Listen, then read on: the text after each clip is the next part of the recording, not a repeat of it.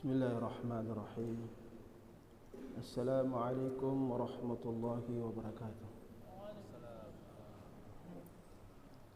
Alhamdulillah.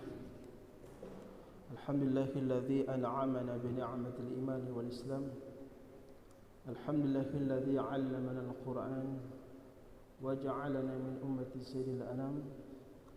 Salawatu rabbi wa salamuhu ala habibina al-Mustafa Muhammadin sallallahu alaihi wasallam wa ala alihi wa ashabihi wa man tabi'ahum bi ihsan ila yaumil qiyamah, amma ba'd. Hadirin jemaah yang mulia, tidaklah kita bisa mempunyai kekuatan untuk salat subuh secara berjamaah, bahkan menyempatkan waktu duduk dalam majlis yang mulia, kecuali atas kehendak Allah Subhanahu wa taala. Maka salah satu tanda orang ini istiqomah dalam kebaikan, salah satu tandanya adalah dia bersyukur terhadap kebaikan yang dia dapat. Kita setiap salat, zikir, duduk dalam majelis ta'lim, perbanyak syukur kepada Allah Subhanahu wa taala. Yang kedua, janganlah kita ini berbuat sesuatu kecuali mengikuti yang mulia baginda Rasulullah SAW.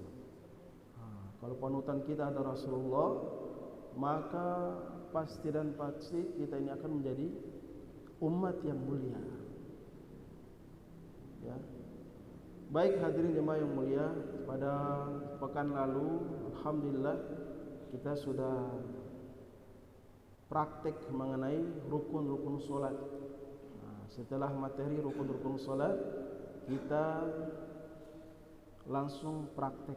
Alhamdulillah, semoga apa yang kita praktek pada pekan lalu kita masih ingat dan bisa untuk diamalkan. Kemarin kita bahas masalah rukun-rukun, maka sekarang adalah sunnah-sunnahnya.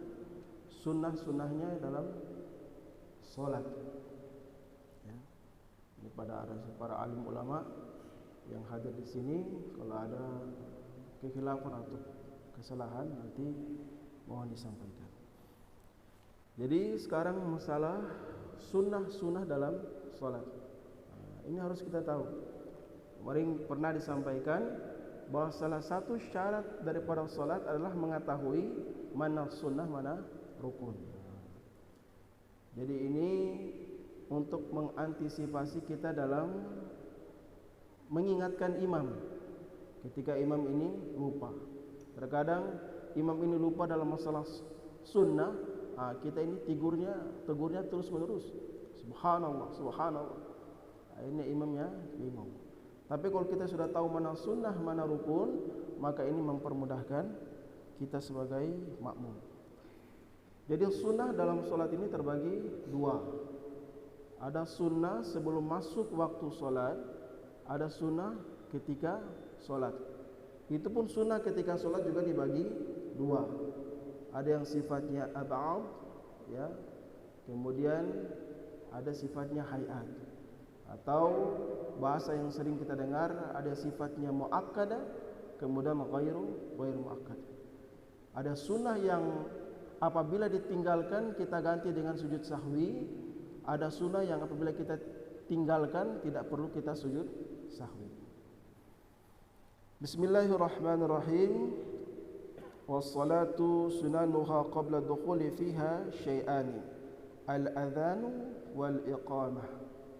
Jadi sunnah solat sebelum masuk waktu solat itu ada dua. Yang pertama azan, yang kedua iqamah. Ya. Kita harus ingat ada dua. Jadi sebelum masuk waktu solat itu, yang pertama azan, yang kedua iqamah. Apa itu azan? Azan adalah wa huwa lughatan al-i'lam, ya, wa syar'an dzikrun makhsusun lil i'lami bi dukhuli waqti shalatin mafruḍatin. Jadi azan itu secara bahasa adalah i'lam, pemberitahuan, ya, pemberitahuan. Adapun secara istilah yaitu adalah pemberitahuan atau penyampaian yang khusus, ya, mengingatkan bahwa waktu sholat telah masuk. maka disunahkan azan itu dengan keras, ya. Ada di beberapa tempat termasuk desa saya itu, karena sholat zuhurnya sir, sholat asarnya sir, azannya pun juga sir, ya. Azannya itu dikasih pelan, karena mereka berpendapat karena sholat zuhurnya juga suaranya kecil, asar juga suaranya kecil, akhirnya azan pun dia ikut-ikutan. Padahal tidak. Padahal pahala seorang muadzin itu sampai di mana tempat suaranya itu sampai di situ. Ya. Lagi sekarang ini sudah dibantu dengan pengeras suara. Jadi semakin banyak orang muslim yang mendengar azannya, maka sebanyak itu pula pahala. Karena azan itu sendiri adalah pemberitahuan, mengingatkan kepada orang-orang di sekeliling masjid bahwa sudah masuk waktu sholat. Meskipun sekarang ada jam, terkadang kita ini terbawa suasana dengan pekerjaan kita, sehingga kita tidak menyadari masuk waktu sholat. Maka azan ini adalah salah satu sarana mengingatkan kepada kita bahwa sholat ini telah masuk. Sunnah yang kedua adalah wal iqamah. Apa itu iqamah? Iqamah adalah wahiyya masduru aqama summa sunniya biha al-dzikrul al-makhsus. Wal iqamah, iqamah ini adalah masdar dari kata aqama. Itu adalah nama sama penyebutan yang dikhususkan untuk apa? Li'annahu yuqimu ila shalat. Ya, penyebutan untuk mengingatkan bahwa solat segera ditegakkan. Tadi kalau azan, solat sudah masuk waktu solat, iqamah itu menandakan solat ini mau ditegakkan, dikerjakan. Itu iqamah. Ya. Jadi disunnahkan azan ini dan iqamah ini dalam solat fardu. Ya, ini ada zikir yang khusus. Kami ulangi. Kalau azan itu mengingatkan masuk waktunya salat, sedangkan iqamah itu adalah mengingatkan juga zikir yang khusus bahwasanya salat akan dimulai. Makanya sebelum imam berdiri di tempatnya, maka disunahkan untuk iqamah terlebih dahulu. Bagaimana kalau di rumah? Ya silakan, di rumah juga bisa. Ya, bisa kita iqamah. Cuman hadirin jemaah yang mulia, musannif kita beliau berkata wa innama yushra'u kullun minal adzani wal iqamah lil maktubah. Beliau mengatakan bahwasanya di syariatnya azan dan iqamah ini sebagai sunnah, ini khusus pada salat maktubah saja. Salat-salat fardu saja. Ya. Subuh, zuhur, asar, maghrib, isya. Jadi khusus harus perlu kita ingat, azan dan iqamah ini disunahkan khusus pada solat fardu saja, tidak pada solat sunnah. Jadi kalau bapak mau solat witir, solat tarwih, solat id, bagaimana caranya? Wa amma ghairuha fayunadilha as-salatu jami'ah. Untuk pada solat-solat sunnah, ulama memberi kode dengan lafaz as-salatu jami'ah. Maka biasa kalau orang solat sunnah tarwih, solat id, solat gerhana, biasa ada Bilal ini beri kode as-salatu jami'ah gitu. Ya, atau bahkan dia menyebutkan niatnya. Ya. Gitu. Jadi kalau bapak ketika melaksanakan solat tarwih tidak perlu iqamah seperti biasanya. Ya, seperti kita salat fardu. Karena azan dan iqamah itu hanya disunahkan untuk salat fardu saja. Kalaupun dalam salat-salat sunnah, ulama telah memberikan lafaznya, salah satunya adalah as-salatu jami'ah. Kalau salat sunnah ini kita kerjakan secara berjamaah. Meskipun bapak di hutan, di rumah, ya, ada uzur, sholatnya di rumah berjamaah dengan istri, tidak apa-apa, azan. Mengingatkan tetangga-tetangga kita, ya, supaya dia itu pergi ke masjid. Di hutan juga sama, kalau kita sholatnya berjamaah, kita adzan kemudian iqamah, terkhusus pada sholat fardu. Wa sunanuha ba'da dukhuli fiha syai'ani tashahhadul awal wal qunut fi subh. Adapun sunnah ketika masuk waktunya sholat, ketika dalam keadaan sholat, ya, itu sunnahnya ada dua. Maksudnya adalah sunnah ab'ad, sunnah yang sangat dianjurkan. Apa tuh sunnah ab'ad?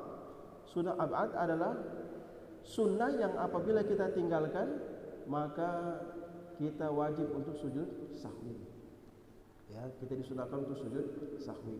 Berarti sunnah ab'ad ini adalah sunnah yang kuat, yang muakkad, yang harus dikerjakan. Itu ada dua, ya.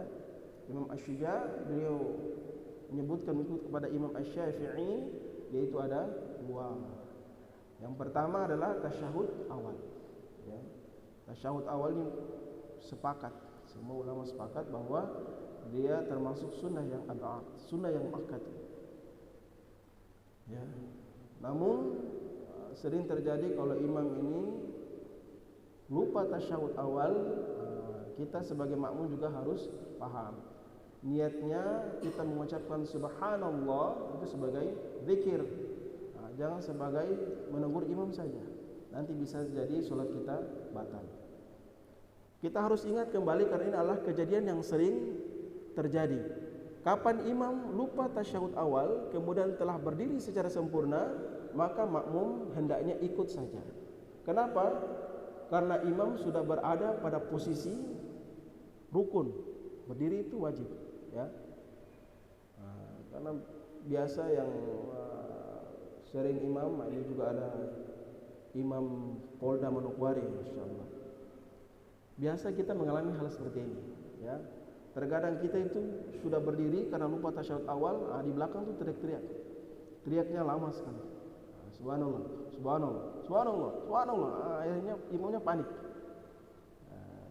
Setelah salam kita menjelaskan bahwa ulama sepakat kalau imam sudah berada pada posisi rukun, maka makmum ikut saja. Karena tasyahud awal ini hukumnya sunnah. Nanti setelah akhir mau salam baru imam itu sujud sahwi. Kemudian sunnah ab'ad yang kedua adalah qunut fi subhi, ya, qunut ketika waktu subuh, ya. Imam Asy-Syafi'i mensyariatkan bahwa qunut subuh adalah sunnah yang berat, sunnah yang muakkad. Yang kedua, qunut pada akhir witri fi nisfi tsani min syahr Ramadan, yaitu qunut pada salat witir pada pertengahan kedua di bulan Ramadan, ya, pada malam ke-15, ya. Ketika witir, itu disunahkan untuk qunut, ya. Jadi yang qunut, yang tidak, itu tidak ada masalah, tidak perlu diperdebatkan. Yang harus dipikirkan, yang bermasalah adalah orang yang tidak sholat subuh. Jadi masalah qunut ini, empat imam mazhab ini memiliki pandangan yang berbeda-beda.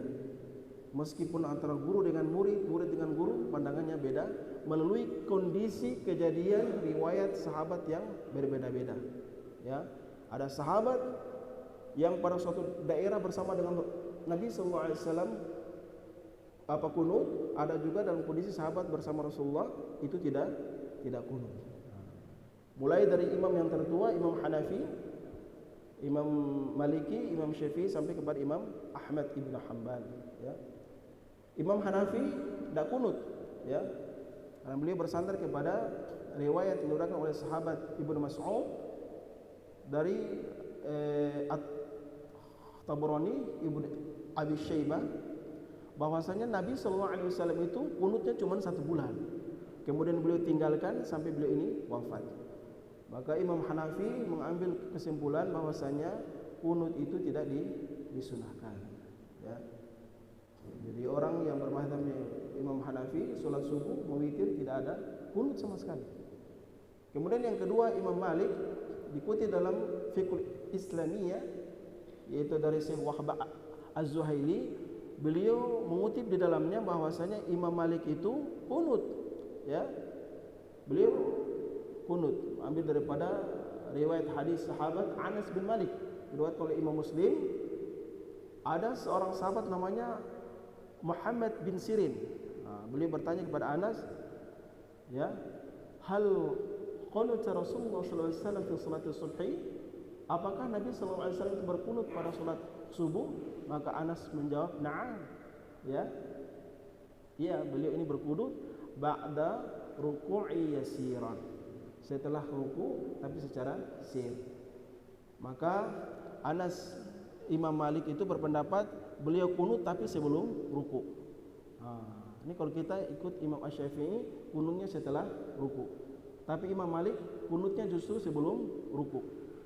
Jadi sebelum ruku, kalau kita sholat biasa sholat di Maroko atau apa itu biasa imam ikut kepada imam mazhab Imam Maliki, itu setelah surat pendek dibaca atau surat-surat yang dibaca setelah surat Al-Fatihah itu ada diam sejenak. Itu mereka sedang baca kunut. Imam sedang baca kunut tapi kunutnya sir. Kemudian mereka ruku. Nah, di sini imam yang ketiga Imam Asy-Syafi'i dengan riwayat yang sama, ya, Anas bin Malik juga sama.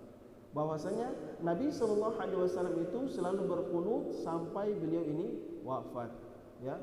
Mazal Rasulullah sallallahu alaihi wasallam yaqunutu, ya, ba'da salatul fajar, ya, indah salatul fajar. Sampai kapan? Sampai hatta faraqad dunya, sampai Nabi sallallahu alaihi wasallam ini wafat. Maka Al-Imam Syafi'i beliau mensyariatkan bahwa kunut ini termasuk sunnah yang berat, sunnah yang sangat dianjurkan. Kemudian imam mazhab yang terakhir Imam Ahmad ibn Hanbal, beliau mengambil hadis daripada Abu Dawud bahwasanya Nabi sallallahu alaihi wasallam itu kunut dalam 1 bulan saja mendoakan salah satu orang daripada orang Arab yang terkena musibah. Makanya orang yang ikut kepada Imam Ahmad bin Hanbal, dia kunut kapan ada terjadi musibah-musibah besar. Nah, itu namanya kunut apa? Kunut nazilah. Kunut nazilah. Kunut nazilah itu adalah kunut yang diadakan disebabkan kejadian-kejadian yang besar seperti Palestina, tsunami, gempa, ya. Kejadian-kejadian yang berimbas kepada kebanyakan manusia. Situ beliau kunut. Kemudian lafaz kunut seperti biasa, Allahumma hdina fi man hadait, ya, ila akhir. Maka di sini Imam Asy-Syuja' beliau menerapkan apabila kita kunut dengan doa-doa yang lain maka wasala sunnahu, ya, sampai sunnah kunutnya itu tuh sampai, ya. Jadi bila ada imam itu yang kunutnya panjang sekali, ya, itu tidak ada masalah, ya. Maka apabila kita mendapati suatu masalah kunut ini, sekarang kita sudah tahu Imam Hanafi tidak kunut, Imam Malik kunutnya sebelum ruku, Imam Syafi'i kunutnya setelah ruku, Imam Ahmad bin Hanbal kunutnya ketika kejadian besar. Ini tidak ada masalah.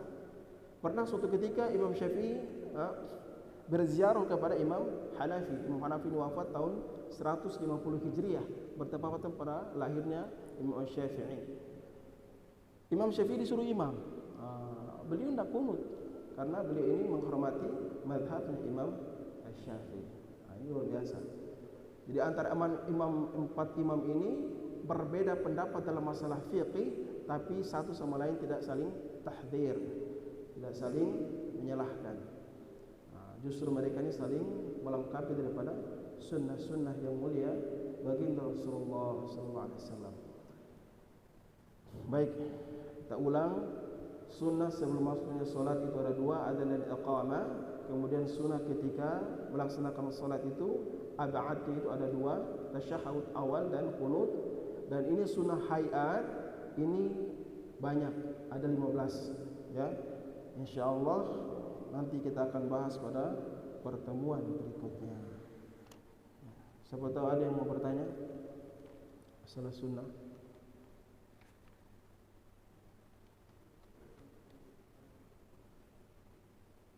Salah qunut. Itu. Waalaikumsalam warahmatullahi wabarakatuh. Tentang sholat itu setiap kali kita sholat itu membaca surat. Nah, seperti yang pernah saya dengar bahwa di daerah kami Sulawesi bahwa ada yang biasa membaca surat imam itu tidak tertib. Nah, ini bagaimana hukumnya Pak Ustaz? Yang kedua,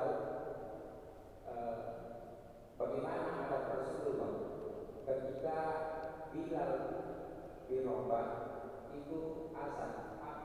Karena kita di sini kadang-kadang kalau hari Jumat, kalau muazzin sedang melakukan azan, ada yang langsung sholat sunnah, ada juga yang berdiri untuk mendengarkan azan. Ini saja Ustaz. Terima kasih. Assalamualaikum warahmatullahi wabarakatuh. Waalaikumsalam warahmatullahi wabarakatuh.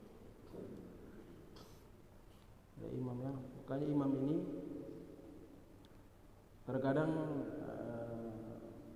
salah satu syarat imam ini salah satunya suaranya bagus ya. Padahal sebenarnya minimal dia mempunyai penguasaan dalam fikih salat ya, pengetahuan. Dia ini adalah seorang yang alim terkhusus masalah fikih salat. Masalah tertib surah ya, paling bagus satu surat full. Contohnya misalkan rakaat pertama Al-Ikhlas kita baca qul huwallahu ahad, rakaat keduanya qul a'udzu birabbil falaq. Ya, dia urutan tertib. Yang terbaik adalah satu surat kemudian tertib. Jangan dibalik. Al-Falaq dulu baru Al-Ikhlas. Kemudian rakaat pertama boleh kan yang panjang-panjang ya. Kemudian yang yang kedua baru yang pendek-pendek. Nabi anjurkan bukan sebaik-baiknya imam itu membaca surat yang pendek saja ya. Cuman kita ini misalnya kalau subuh hendaknya yang panjang-panjang ya. Ada orang rakaat pertama dia juz 6, mungkin setengah halaman. Rakaat keduanya malah juz 30. Nah, itu sering terjadi. Apakah bisa? Cuman tertibnya memang seperti itu. Dia berurutan. Kalau rakaat pertama kita bacanya Al-Baqarah sampai habis, rakaat keduanya telah Al-Imran supaya tertib. Ya. Kemudian masalah azan, hadirin jemaah yang mulia, salah satu umat Rasulullah sallallahu alaihi wasallam yang mendapatkan syafaat Rasulullah, salah satunya adalah dia mendengarkan azan kemudian menjawab. Ya. Jadi Nabi sallallahu alaihi wasallam berkata suatu hadis, nah hadisnya sahih. Nabi sallallahu alaihi wasallam memberikan syafaat kepada salah satu umatnya, siapakah dia? Yang menjawab azan, ya. Allahu Akbar, dia ikut jawab Allahu Akbar, Allah. Sampai ke lafaz hayya 'alas shalah la haula wala quwata illa billah. Hayya 'alal falah la haula wala quwata illa billah. Ya. Disunahkan untuk mendengarkan, bahkan kita ngobrol pun dilarang. Ya. Seperti itu. Jadi kalau Jumat itu biasa ada masjid yang azannya dua. Ya. Azan yang pertama itu bukan azan Jumat. Itu cuma sebagai peringatan bahwa waktu sholat Jumat telah masuk. Azan Jumat itu yang mana? Ketika khatib sudah berada di mimbar. Jadi kalau ada i'lam azan yang pertama, kenapa apa kita berdiri? Kita dengarkan.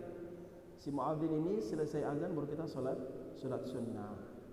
Itu pun dalam Jumat itu bukan sholat qabliyah, kita sholat mutlak saja. Kalau kita datangnya sebelum masuk waktu Jumat, kita sholat duha, ya, atau sholat mutlak.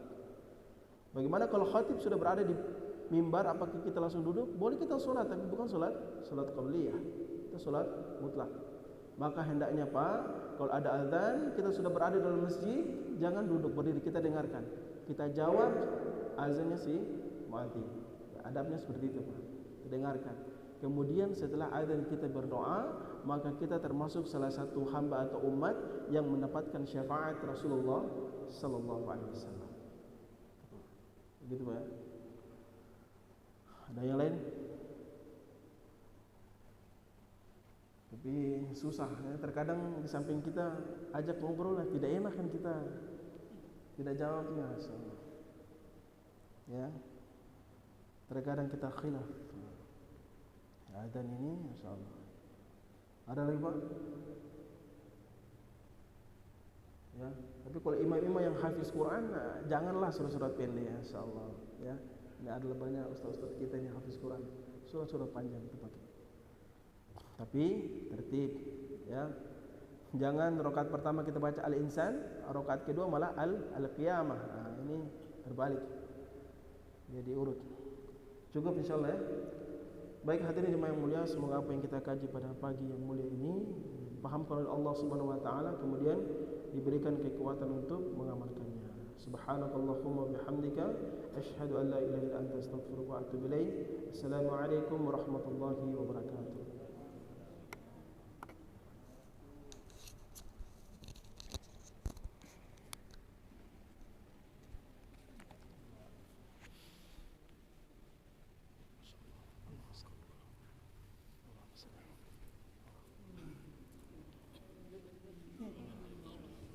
Amir, Masya Allah.